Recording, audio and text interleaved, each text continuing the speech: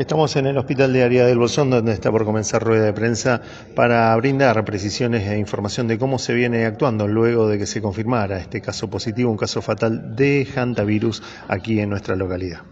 Sí, es una docente que ingresó al hospital el día lunes con un cuadro febril, con poliartralgias, cefaleas y todo un cuadro que son diagnósticos diferenciales compatibles con COVID y o hantavirus. O sea, dentro del primer diagnóstico diferencial es COVID, así que se toman en la guardia todas las medidas de precaución, como ya el tema COVID estamos bastante fresco.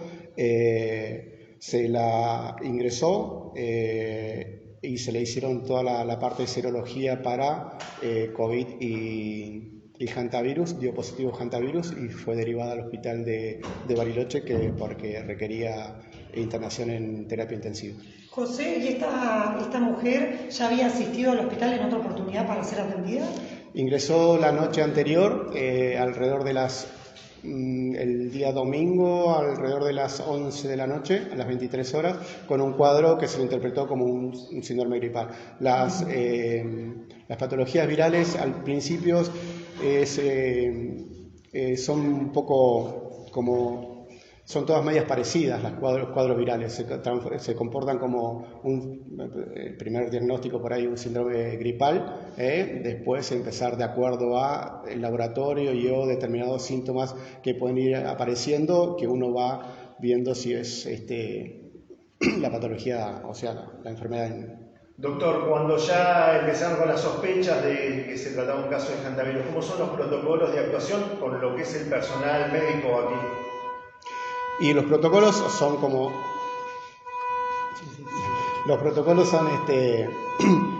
se activan y bueno, y se ponen en contacto de acuerdo a los sectores. Por ejemplo, estuvimos con la parte de epidemiología e infectología, que acá Marisol nos puede comentar bien cómo se activa y cuál es el trabajo en el campo que se hace una vez que tenemos la certificación del diagnóstico, en este caso hantavirus. Cárdenas, ¿cómo fue el protocolo? Sobre todo teniendo en cuenta que esta persona era una docente que daba clases en 2 establecimientos educativos que hoy están sin clases por duelo. Pero ¿cómo será el protocolo? Y finalmente, ¿habrá o no habrá quizás cuarentena para esos alumnos?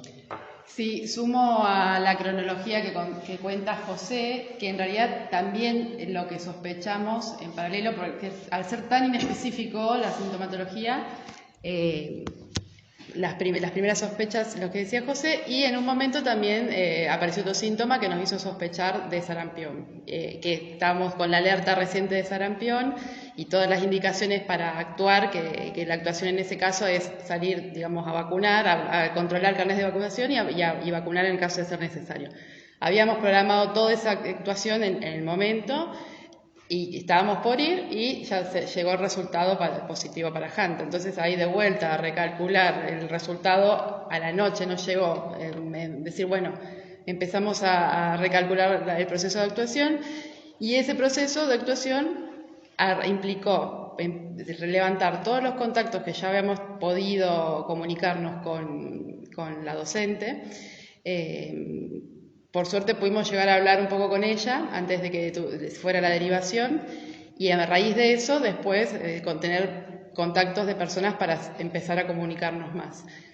Cuando uno tiene un caso de Hunter, lo que tiene que hacer es empezar a levantar información. Es como que nos pasaba con COVID, con cualquier infecto contagiosa, tenés que buscar contactos y a veces te pasa que la persona en cuestión, el caso, no tuvo mucha actividad, entonces es más acotado en los contactos que uno levanta y en otras veces te pasa, como nos pasó ahora, que tuvo mucha actividad. Entonces, realmente ayer fue un día que nos dedicamos a contactar gente. La gente la vamos contactando nosotros, la gente también se comunica con nosotros, han venido por guardia, han llegado personas que consiguen nuestro teléfono y nos preguntan, a los centros de salud por todas partes está llegando contactos que nos preguntan y uno lo que empieza a hacer es a tratar de transmitir la información correcta, ¿no? A ver, realmente evaluar en cada caso cuándo estuvo con con la paciente de caso positivo y empezar a hacer cuentas, digamos, y armarse una lista de contactos. Marisol, ¿es posible la realización de PCR en los contactos estrechos como los alumnos que estuvieron la semana pasada con Florencia? No entendí tu pregunta. Que puedan hacer algún tipo de estudio con los alumnos que han quedado sí aislados, los niños. No, eso es, perdón, Sí. eso es parte más médica. Pero eso no se hace determinación de serología en los casos sospechosos. Una vez que empiezan con la clínica, porque si no le tenemos que hacer a 200, 300 PCRs y no está indicado. ¿Los alumnos están en cuarentena? Están los que se consideran contacto estrecho, están todos informados. Eso se fue el trabajo de ayer en el transcurso de la mañana y media tarde. ¿Dentro de los contactos estrechos hay personal de salud? Solamente la médica que trasladó a la paciente, ella fue considerada como un contacto estrecho porque es un habitáculo en el cual estuvo más de media hora, y bueno, o sea, la consideramos como contacto estrecho. Cárdenas, ¿cómo se discrimina entre contacto estrecho y cercano, que es fundamental para que la gente esté más tranquila? Yo creo que contactos cercanos fueron todas las personas que nos estuvieron contactando, ¿no? Ahí empieza la duda. Después, contacto estrecho es cuando cumple con la definición de caso, de haber, una cosa es el protocolo, que es lo que estamos tratando de seguir a rajatabla, es lo que dice el protocolo, que es en función de la cantidad de tiempo de exposición y la distancia y el uso de protección en caso de personal de salud. Y otra cosa también es cuando arrancan grises que tienen mucho tiempo de exposición, no están, pero estaban cerca. O sea, esas cosas cada profesional lo tiene que ir evaluando. Pero lo importante es entender que en el momento que el profesional determina que la persona es contacto estrecho, ese es el contacto estrecho. Me están llegando muchas consultas de convivientes, de familiares, dicen, uy, yo saludé a alguien que ahora es contacto estrecho. Bueno, no pasa nada, porque no es contacto de contacto, estamos hablando de contacto estrecho. Justamente lo que uno hace es trabajar en la prevención, decir, consideramos que vos podés haber sido alguien que en algún momento podés haber estado expuesto al virus. ¿Por qué? Porque en ese periodo en que la persona contagiaba, vos la viste. Pero como esto es biología, no es matemática, es todo muy flexible. Lamentablemente el periodo de incubación del hantavirus es muy largo, entonces todo ese periodo de incubación largo es que uno tiene que estar atento y aislarse, ¿no? Por eso es que uno determina, bueno, en ese periodo sos contacto estrecho, tenés que tener las medidas de cuidado específicas. Pero esa persona que está definida como el contacto estrecho, no los contactos de contactos. Cárdenas, ¿hay algún tipo de indicio de cómo pudo haber sido el contagio de esta paciente que falleció? Estamos paralelamente trabajando con salud ambiental, hablando esto de protocolos, al ser una paciente que tenía domicilio en Chubut, tenemos que trabajar en conjunto con Chubut. En este caso, toda la parte ambiental referida al domicilio de la paciente, la investigación la lleva adelante Chubut, ¿no? Nosotros vamos evaluando de las partes que pueden llegar a ser actividades de riesgo o situaciones de riesgo. En este caso, Salud Ambiental va a ir a ver si los espacios donde estuvo trabajando en educación, digamos, lo que pudimos recaudar, ¿no? Porque también es eso, es toda armar una investigación epidemiológica retrospectiva, ¿no? Es bastante largo, 24 horas que pasaron un día, ¿no? Marisol, ¿qué sucede con las dos escuelas en la provincia de Chubut que tienen alumnos que tuvieron contacto estrecho con Florencia? Y si hubo alguna persona con síntomas en estas últimas horas, porque había información. Chubut, no, o sea, las escuelas estamos hablando acá de Río No, Negro. de Río Negro. Son en realidad de Los Repollos, que es donde... Sí. Ella llegó justo en periodo que recién estaban empezando las clases, ¿no? Llegó a dar clases y bueno, ahí justo ahora Clau les puede contar bien porque ella se encargó de ir ayer a Los Repollos, básicamente a hacer esta evaluación y de empezar a ver quién sí es contacto estrecho, quién no. Y con la otra escuela, en realidad ella tuvo una reunión, no dio clases, una reunión con colegas, que eso es lo que hasta recién sigo contactando personas para hacer este escaneo de quién es contacto estrecho y quién no. Doctora Duele, bueno, cuéntenos un poquitito, perdón, Claudia, Meligual, cuéntenos entonces qué impresión allí en Los Repollos. La escuela no está clausurada. No, ¿Cómo es? la escuela no está clausurada porque siguen cumpliendo sus funciones y no tiene ningún criterio para cerrar la escuela. Otra cosa es que no cuente actualmente con el personal necesario para que pueda funcionar, ¿sí? Eso por un lado. Nosotros ayer nos acercamos a la escuela, tuvimos una reunión con los docentes y luego con los padres de los alumnos, donde se fue evaluando caso por caso, como se hace en esta situación, y se fue indicando el aislamiento pertinente para las personas que eran contacto estrecho.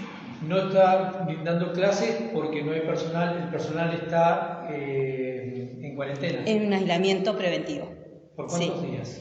El aislamiento son 45 días a partir de la fecha de contacto con este caso, a partir de ahí se cuentan todos los días.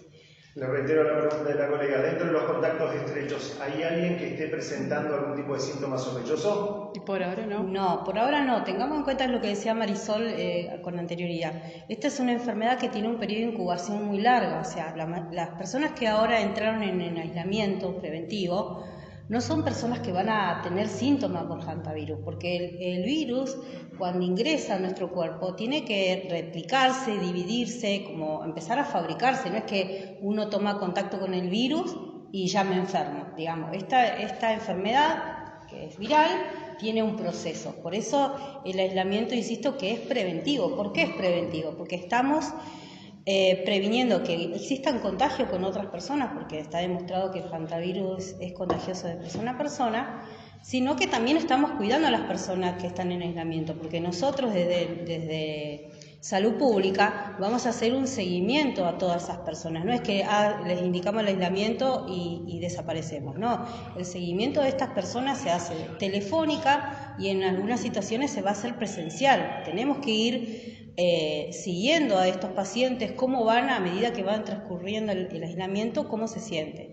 Y esto no solamente tiene que ver desde lo físico. Pensemos que estas personas van a estar en aislamiento 45 días y eso implica un montón de cosas. Implica desde la salud mental de todas las personas, desde el impacto que tiene con las familias donde viven. O sea, tiene, más allá del impacto de salud, tiene un montón de otros impactos, ¿sí?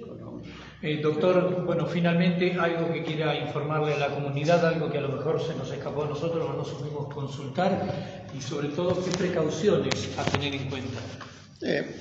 Las precauciones, o sea, las medidas que uno tiene que tomar no es un caso que en la comarca se desconozca el tema de hantavirus, es como que ya hemos tenido brotes hace bastante, o sea, y las instituciones, nosotros desde Salud Ambiental, ellos le brindan información a todas las instituciones de acuerdo al periodo en el cual estén. Por ejemplo, en la época en el verano se comunican con turismo para decirle cuáles son las medidas de la gente que va a hacer trekking, que va a hacer rafting y todo eso. En esta época estamos en el acopio de forrajes y ellos también le dan información a cómo se tienen que manejar y cuáles son las medidas que tienen que tomar para poder que tenga un acopio que sea adecuado y después no tengan problemas. Pero bueno, nada, son las medidas que en cualquier institución creo que están después están en que se puedan informar o no. Muy bien, muchas gracias. No hay problema. Gracias a ustedes.